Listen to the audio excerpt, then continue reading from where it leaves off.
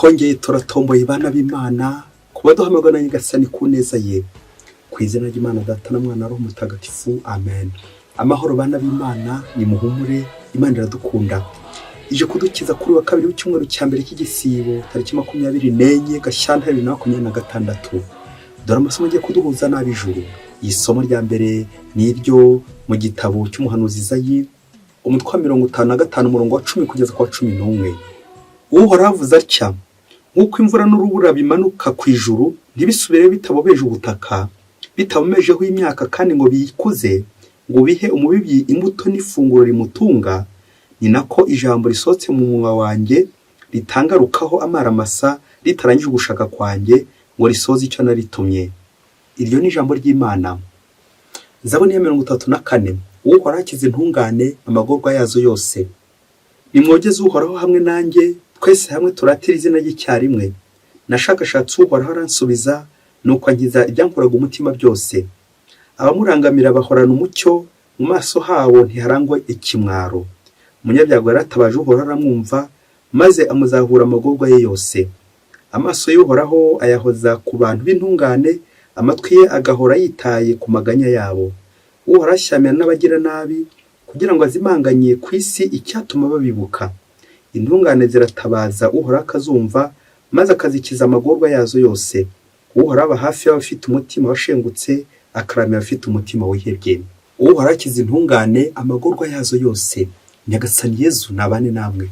Amagambo mu Ivanjili ntagatifu yanditswe na Matayo, umutwe wa 6 umurongo wa 7 kugeza kwa 15. Muri icyo gihe abigishwa bari bateraniye iruhande rwa Yezu ku musozi, maze arababwira ati: igihe musenga ntimukasukiranye amagambo nk'abatazi Imana, bibwira ko amagambo menshi ari yatumwa bumvwa neza. Ntimukagenze nkabo, kuko so azi neza icyo mukeneye na mbere yuko mukimusaba. Mwebwe rero mujye musenga mugira muti: Dawe uri mu ijuru, izina ryawe ryubahwe, ubwami bwawe nibuze, icyo ushaka gikorwe munsi nk'uko gikorwa mu ijuru. Ifunguro ridutungura riduhe none, utubabarire ibicumuro byacu kuko natwe tubabarira abaducumuyeho. Ntuduterane mu bitwoshya, ahubwo dukize ikibi. Koko nimubabarira abantu amakosa yabo, so mu ijuru nawe azababarira yanyu. Nawe nimutabarira abantu, na so ntazababarira amakosa yanyu. Iyo ni Ivanjili ntagatifu. Bayoboke b'Imana, nimugire amahoro. Aha tugeze ni kuri buri munsi. Ongera ufungure buri munsi, ufungure buri munsi, kandi ufungure abandi buri munsi. Ijambo ry'Imana buri munsi. Buri munsi uhinduke uko Imana ishaka, atari uko ushaka, kuko ijambo ry'Imana aho ryageze rirahahindura. Akenshi ubuzima bwacu tuba twahindanye, twanyuze mu bibazo, twanyuze ahakomeye, twanyuze ahabi. Nyagasani yifuza kudusukura kugira ngo natwe tuganisha heza, bityo natwe tumugane, turonke ubugingo bw'iteka, turonke amahoro, turonke ubutungane buri munsi. Turi mu gihe cy'igisibo, aho igisibo kidushishikariza gutinda ku bintu bitatu. Mu Gifaransa babyita 3 piliers du carême, inkingi 3 z'igisibo, cyangwa ninze kuvuga mpande 3, ariko reka mvuge amashyiga 3 igisibo gishyigikiyeho. Ntukagenda mukuramo, yavuga Kinyarwanda igira iti: kwavamo umwe twashira iki ishyiga. Ngaho rero tugomba gushyigikira iki gisibo. Inkingi 3, inkingi ya mbere yitwa imigenzo 3, gutanya imfashanyo, l'aumône. Inkingi ya kabiri yitwa l'eugène, gusiba, gusiba ikibi, ugasiba inabi, ubugira nawe bwose buriho ukabusiba kugira ngo usibure amayeri ya Nyagasani. Hanyuma inkingi ya gatatu, P ya gatatu, yitwa prière, isengesho. Rya sengesho riduhuza n'Imana. Amasomo y'uno munsi aratinda kuri iyo nkingi ya gatatu, uwo mugenzo wa gatatu w'igisibo uzadufasha kugorokera Nyagasani no kumurangamira, witwa isengesho, la prière. Tujye kubona ibintu bitatu uko tugenda tubigira, niko ngenda bivuga. Icya mbere, reka twongere twibutse inyito cyangwa igisobanuro cy'isengesho. Isengesho, la vie spirituelle. Uzasanga kenshi muri iyi si abantu benshi baribagiwe ubuzima bw'isengesho. Twadukiriye ibintu byinshi bya mirenge, ariko umwanya w'isengesho twarawubuze. Na niyo mpamvu Nyagasani ugira gutwibutsa icyo ari cy'isengesho. Isengesho ni ukuvugana n'Imana, ni ukuganira n'Imana nk'uko umwana aganira n'umubyeyi we, ariko ibyo bigakorerwa mu kwemera. Amen, amen, amen. Uzasanga muri iyi si dufite ikibazo kiremereye, dushimishwa no kuganira n'abantu, tugashimishwa no gutaramana n'abantu. Nirinze kuvuga gushengerera abantu b'abami, tujya dushengera tukabakeza, nabyirinze. Tugasabira ibintu n'ibintu n'abantu bose, ariko ntituzigere dusabana n'Imana, ntituzigere duhura n'Imana, ntituzigere tuganira n'Imana. Kandi ngo dusenga turi n'abakristo b'indani, ubyibazeho nawe. Nabyo bicyama hano ikiba hagira ati abantu ntibagisenga. Urabyumva mubyeyi? Ngo n'abasenga ntibagisenga uko bikwiye. Amen, amen, amen. Bicyama urakoze cyane. Nanjye nawe twongere turebe niba turi mu basenga. Ariko se niba turi mu basenga dusenga nyine uko bikwiye. Ngiye ingingo ya kabiri iza kudufasha kumva neza isengesho yitwa akamaro k'isengesho. Yaba twari tuzi ko isengesho ari umugisha, guhura n'Imana ko ari umugisha, twagombye kuba dusenga neza. Isomo rya mbere twakiye cyo mu gitabo cy'umuhanuzi Izayi riratwibutsa isengesho nk'umugisha ubwo bashyizemo ikigeranyo cy'imvura. Ya mvura imanuka ku butaka ngo ntisubire yaho itabobeje imyaka ngo imezeho imbuto. Amen, amen. Nawe nanjye dusabwe guha agaciro isengesho, kuko iyo ryaje mu buzima bwacu, iyo twasenze nta namwe rishobora kuba impfabusa. N'umugisha, umugisha ntabwo tubonesha amaso, ariko ibyo ukora bimwe biragaragara ibindi bigaragara.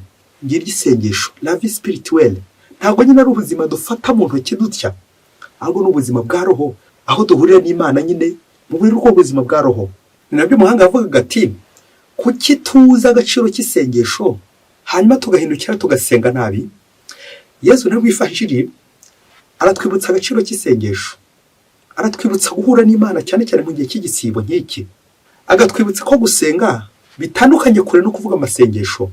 Uze kwibaza hamwe n'inovanjiri no munsi, ese wowe urasenga cyangwa uvuga amasengesho? Ikizakubwira umuntu usenga ntabwo ari uko abivuga, nta nubwo ari uko abikora ngo bigaragarire abantu benshi, dore ko no mu gihe cy'igisibo nyine twibutswa ko bibumwa n'Imana yonyine, kwa kwikingirana ugahura n'Imana. Ahubwo umuntu usenga arahinduka. Uko guhinduka, igihe cyose uzajya gusenga ugasigara nanjye kuvuga usigana, uzamenye ko utagiye utasenze, kuko nusenga by'ukuri uzahinduka, uhinduke neza ibikorwa by'urukundo. Rero nakubaza nti witeguye komeza usenga muri igihe cy'igisibo, guhindura uburyo wasengaga mu gisibo, gusenga cyane mu gisibo kurusha uko wabikoraga. Niba isengesho ryawe ritaguhindura, hindura uburyo usengamo. Ntibavuga gukora isengesho, ntibavuga kuvuga amasengesho, ntibavuga kujya mu masengesho, bavuga gusenga. Nawe niba uzi agaciro k'isengesho, Yesu araguhamagara ngo ngwino usenge isengesho rya buri munsi. Nyuma yo kubona igisobanuro cy'isengesho ko ari uguhura n'Imana mukaganira, na nyuma yo kubona agaciro k'isengesho, reka twinjire muri icyo kiganiro maze njye nawe tuze kuva aha ngaha natwe turi kuganira n'Imana, turi gushyira mu bikorwa izi mpanuro z'amasomo y'uno munsi. Iyi ngingo ya gatatu yitwa ikiganiro. Ni ikiganiro Maître de Novice yageranye n'umunovise we mu muryango w'abihaye Imana, ubwo abatozaga isengesho no gukora. Umuryango w'abihaye Imana wiyambaza Mutagatifu Benedicto ora et labora, gukora ndetse no gusenga. Nuko icyo kiganiro maze gucyumva, nasabye secrétaire wa Maître de Novice kukinshyira kuri CD, nyuma naje kukigarura kuri flash, ubundi agifite mu mashini.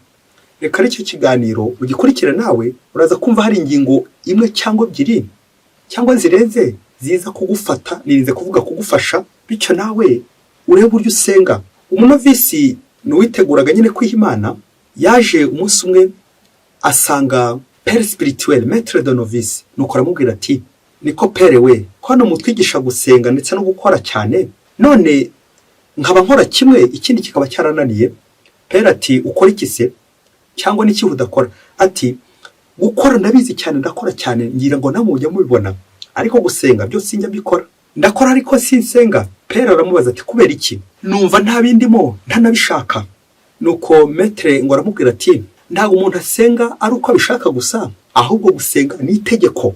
Ugomba gusenga, ngomba gusenga kubera ko nsenga Imana umuremyi, ngiye nkabikiremwa. Nuko Novice ngo aramubaza ati nakora iki kugira ngo mbikunde mbikore?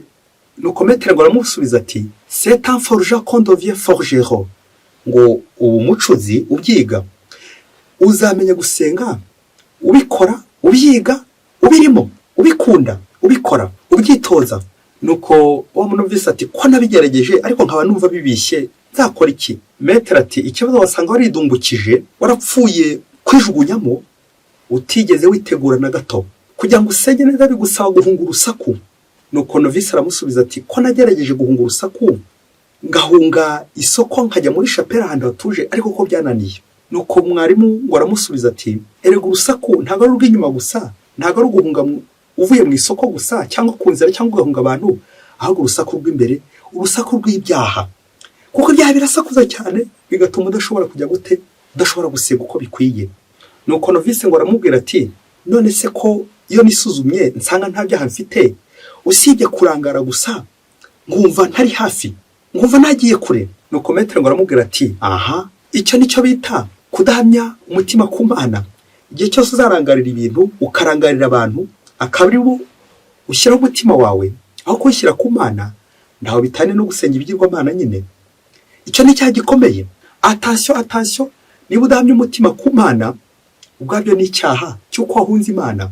Nuko wa munovisi atangira kurira, maze abwira metero ati ubundi ko numva ibintu bigoye, uwabireka ntakajya abikora, ntakajya asenga, ubundi gusenga ko numva ntacyo byamarira, ariko se nabikoze Imana ntiyazampana cyangwa ntiyazandakarira. Nuko mwarimu aramubwira ati oya, Imana ishobora kurakara cyangwa uhane kubera ko utasenze, kuko gusenga ari inyungu zawe cyangwa njyewe twe dusenga. Imana ntikeneye amasengesho, ahubwo nitwe dukeneye amasengesho, kuko Imana idakeneye guhinduka, nitwe dukeneye guhinduka. Rero amasengesho yawe ntacyongera ku buhangange bw'Imana, ahubwo nitwebwe yungukira ingabire n'umukiro. Rero ninjye nawe dukeneye gusenga, na niyo mpamvu tubihozaho umutima wacu wose, nitwe tubikeneye. Rero ntuzagire ngo Imana izarakara cyangwa izaguhana ko utasenze, ahubwo niwe uzaba uri kwihana, kwibabaza, kwirakaza bitabuze, kwivumbura nabyo bikaziramo. Nuko novise arangije kwihanagura, dore ko yaratangiye kuboroga no kurira, ati none se metere wanjye nkora iki kugira ngo nanjye koko nsenge ndonke ibyo byiza by'Imana? Nuko metere ngo amuhereza ibintu bitatu agomba gukurikiza kugira ngo koko akunde isengesho kandi asenge bikwiye. Ati mwana wanjye, gusenga ni za pa eshatu, 3P. P ya mbere yitwa preparation, uko babikora, kwitegura, imyiteguro y'imbere n'inyuma, cyane cyane imbere, guhunga urusaku, guhunga icyaha, kwicuza, kwegeranya Nyagasani, ushakisha ubutungane ugira ngo gutunganye. P ya kabiri yitwa ponctualité, ya orere, yangenga bihugira. Umuntu usenga agomba kubahiriza igihe. Usenga ku iyihe saha? Iyi saha igeze ujya gusenga, iyo umuntu utugeze ujya wunama. Nabyo Mutagatifu Tereza wa Calcutta yabwiraga ababikira be ubwo bari bamweretse ko bagize imirimo myinshi cyane iza kubabaza ndetse no gusenga. Nuko ngo arababwira ati bana banjye, mukore imirimo yose mubikoreho, ariko muze kwirinda gukora ku isaha y'isengesho. Amen. Ibintu byose mubikore, ariko uze kwirinda gukora ku isaha y'isengesho. Naho rero mwana wanjye, umwanya wo gusenga ntukawukoreho, ejo n'ejo bundi utazikoraho. Kubahiriza isaha yo gusenga bizatuma ukunda isengesho. Icya gatatu ni P ya gatatu yitwa pratique. Noneho kuvana mu magambo byose tuvuze ukabishyira mu bikorwa. Kwa gusenga nyine ni ugukora, pratique n'ubuzima. Gusenga ni ukuzirikana ijambo kurindi. Niba uvuze urugero uti dawe uri mu ijuru, harimo amagambo angahe? Iyo bisesenguye usanga harimo amagambo 4. Dawe uri mu ijuru. Hanyuma amagambo kugenda yazirikana, nani kuri kugenda ushushanya iyo Mana inyampuhwe, Imana igira neza, Imana ibabarira, ugahita uva nyine ko ari Imana iri hehe, iri mu ijuru. Hanyuma nawe kuko ugasenga uzi kugiye kujya hehe mu ijuru. Uko rero gushushanya iyo Mana ukayibona imbere yawe, ukayumva, icyo nicyo bita gusenga. Naho ubundi igihe cyose utazumva uri kwiyumva, niyo Mana se wagize ngo wapfa kuyumva? Nawe rero uhumure, n'igihe cyose uzaba wagiye gusenga ukaba uri kumva utari kumva Imana izaba yakumvise, kuko Imana iba ihari. Wowe nubwo utabona Imana, mugani wa Mutagatifu Yohani Mariya Vianney ati nujya gushengerera, nujya gusenga ukumva utari kubona Imana, humura, Imana irakuruzi. Ndabizi Yesu arahari, ndabizi Imana irahari. Uko niko kwemera nyirizina ko umukristo uri gusenga akemera ko Imana ihari, kabone ubwo utayibona Imana irahari. Komeza rero usenge. Nuko wa munovise nyuma yo kwihanagura no kumva izo mpanuro nizo za pa 3 agomba gukurikiza, afata icyemezo cyo kujya kuzingura ya myenda ye yari yatangiye kuzinga kugira ngo atahe. Nanone aracyarimo arakihata isengesho, dore ko gusenga nyine ari uguhata. Bayoboke b'Imana, Yesu Kristo akuzwe. Niba ushaka gukunda gusenga, uzihatire gusenga, uzihate isengesho, kuko umenya gusenga ubyihata, umenya gusenga usenga, umenya gusenga usenga n'igihe wumva utabishaka, kuko nta wakwirata ngo yarabishoboye, ahubwo tubishobozwa na Nyagasani twese. Amen, amen, amen. Usibye kwihata, naho ubundi nta wakwirata ngo yarabishoboye ngo akomeze yirate kandi yirare, ahubwo twese gusenga ni Nyagasani udushoboza kubera impuhwe ze. Amen, amen, amen. Ngaho nawe tuza kugira muri iki cy'igisibo ko gusenga ari imyitozo, kandi imyitozo bisaba nyine guhatiriza buri munsi, kudacika intege. Komeza rero watangiye wicika intege, Nyagasani muri kumwe. Mwese Imana ibahe umugisha.